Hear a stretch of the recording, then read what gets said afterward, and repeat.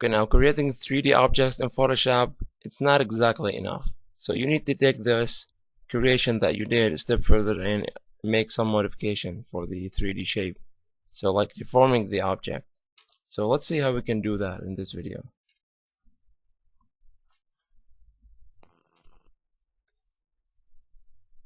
Okay, let me choose just without any color. Go to 3D. Let me create a sphere. Oh no, not a sphere. I'm going to create an extrusion. Okay, with something like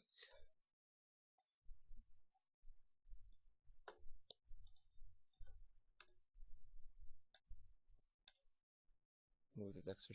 So I just remove. Okay, now so before we start with the deformation and changing the object, there's just a couple settings that are related to the mesh. So this is the mesh settings.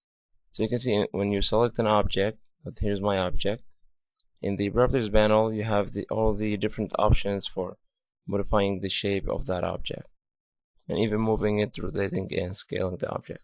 So, but the first tab, it has a little different options like cast shadows, and make it invisible. So to illustrate this, I'm just going to duplicate this guy and go 3D and merge these layers. So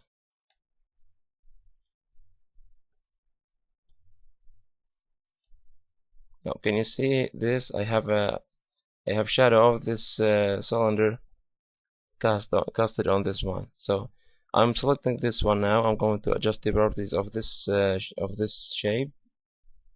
So the first thing I want to do, I'm going to disable cast shadows. So you can see this mesh won't be affected by all the other shadows. So no matter what the object I have in front of it, it will stay lit. So okay, now, so you can see the difference. Then you have cast shadow, sorry. So you can see the shadow that I'm casting with this one. So let's just take this guy and remove it. Okay, so here's the shadow that's being cast by this object. If I were to remove it, you can see there's no shadows at all. So this object won't be affecting the lighting. So no shadows. Very straightforward. I'm just repeating myself here. Then you can make it invisible. So let me just take this one more time. So I'll make it invisible. You can see the shadows, they're still there. The catch shadows and the cast shadows are visible, but the object itself is invisible. So you can see this. Now if you don't have shadows, you won't be able to tell that there's an object there, but the shadow will tell you that there's an object. This is good for if you are integrating some kind of object into real photo, to make another object only to cast shadow on it. So you don't want it to be there like a ground plane or a wall. So you have a ground plane in 3D here, but maybe a wall if you want to cast shadow on the wall, but you don't want to 3D mesh to be appear. So you just create a postcard and disable this option. Just make it invisible. So now let's just font is selected, go there, here it is. Okay, remove this. So let's just delete this one, work with this guy. Okay, let's see the other options that we have. Now this is the shape preset.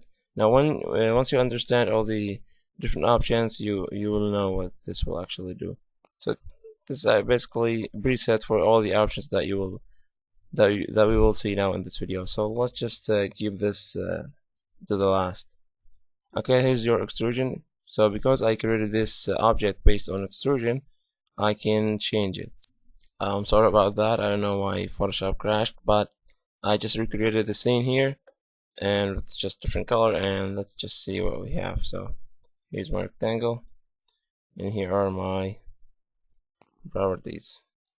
So the first thing we have is the extrusion depth, as I said, because we created this object using an extrusion, so you can adjust it later, as you can see. You have a limit for that, but if you want to go further, you can just scale it. Okay, you can go in negative values as well. So let's okay. So you can edit the source as well. So if this is the the shape that I used to create this. So for example, I'm going to move this.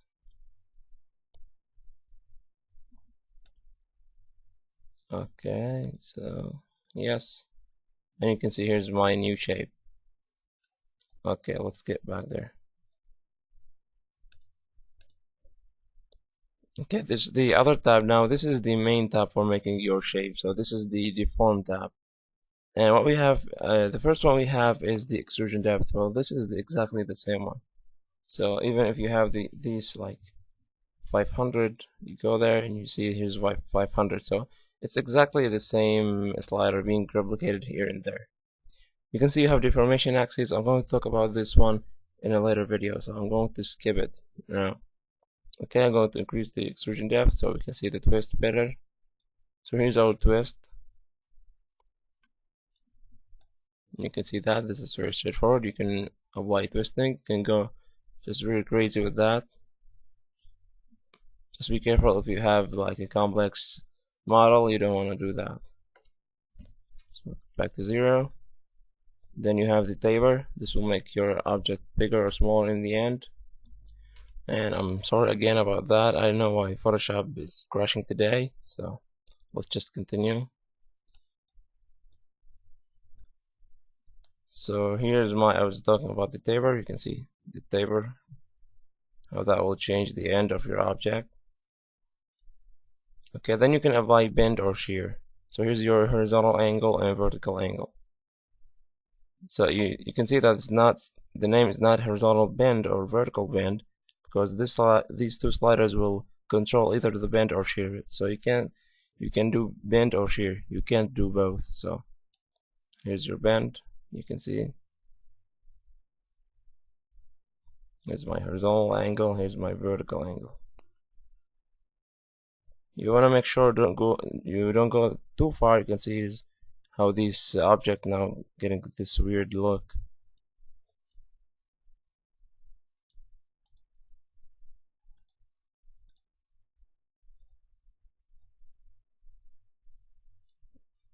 Okay, so here's the bend, here's the shear. You can see the same settings goes for the shear. So you can either do bend or shear. So you can shear your object on the two axes if you want. So let's just bring those to 100, 0, 0. So here's the default.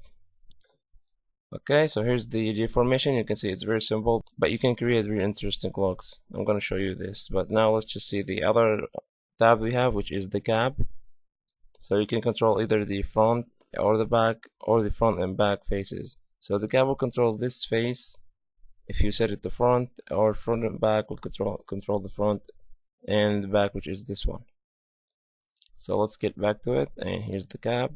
So what you can do with the cab, you can do two things. You can do bevel or inflate. So you have bevel and you have inflation. So first thing, you have the bevel. Here's the amount of the bevel. So let's just I'm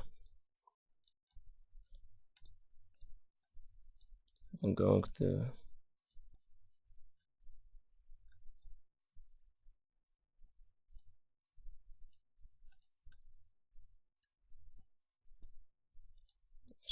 zoom really close so you can see it, and I'm going to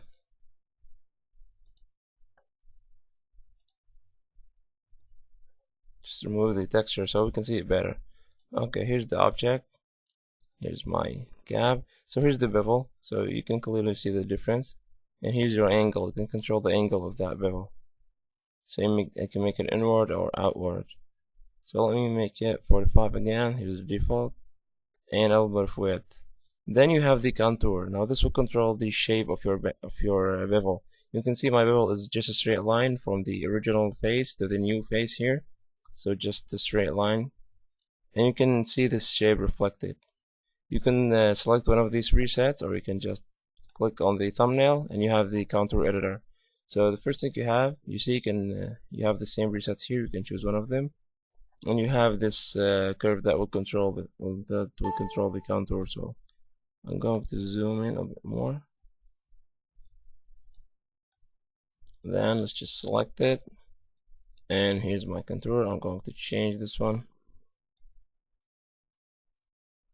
So you can clearly see the shape reflected in the viewport. I can make like a frame.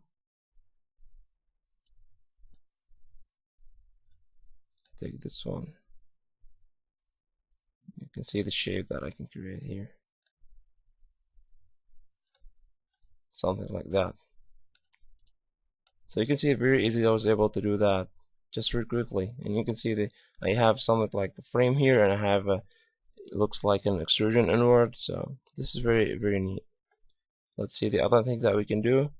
I'm going to reset this one, take it to 0, so we can see the inflation. So here's the angle you can do that with, and the strength. So the angle won't make a lot of difference if you don't have a strength. So let's enable the strength. Okay, let's just rotate here, so you can see that you can see it from the side. Okay, here's your original one. It's just a flat face. Then you have the inflation amount. Once you have the amount set, the strength, you can see here's the angle. So you can take a negative angle, so you can see this inside. And you can do bevel and inflation together. Just disable the bevel so you can see the inflation better.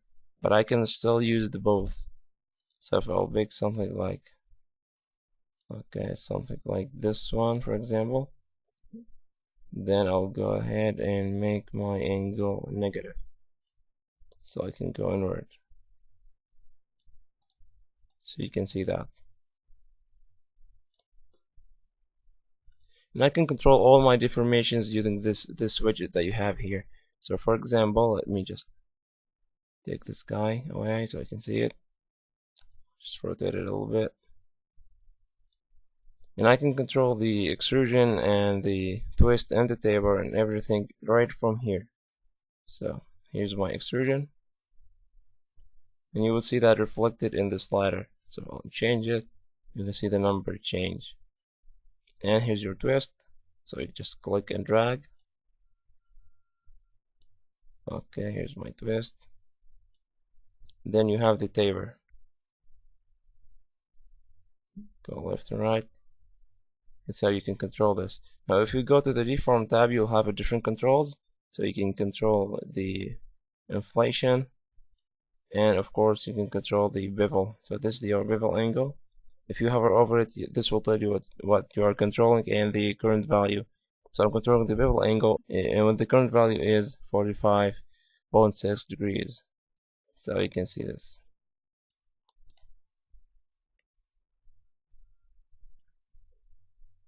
Okay, one last thing we have here is the coordinates, of course. So you can change the position, you can just type, you can reset the coordinates if you want. So I've reset all my rotations and move and scale and everything, and just select it again.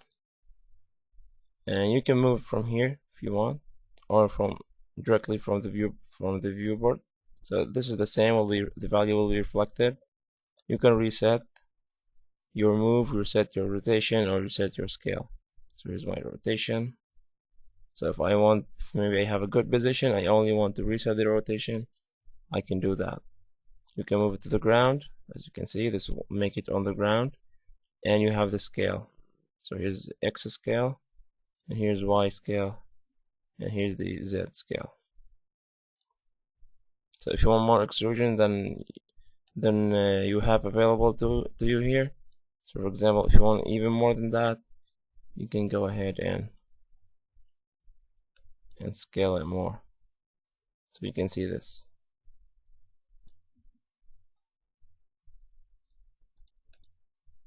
So this is basically the options, the different options that you have to modify your object. And once you finish your modification, as you can see, you have something called shape preset. So you can choose one of those presets, or you can save your own. So I'm going to save this extrusion preset, as I'm gonna call it. Okay, just that. Okay, I'm just gonna call it test for now. Here's your extrusion preset. If you move there, you have your shape preset, as you can see.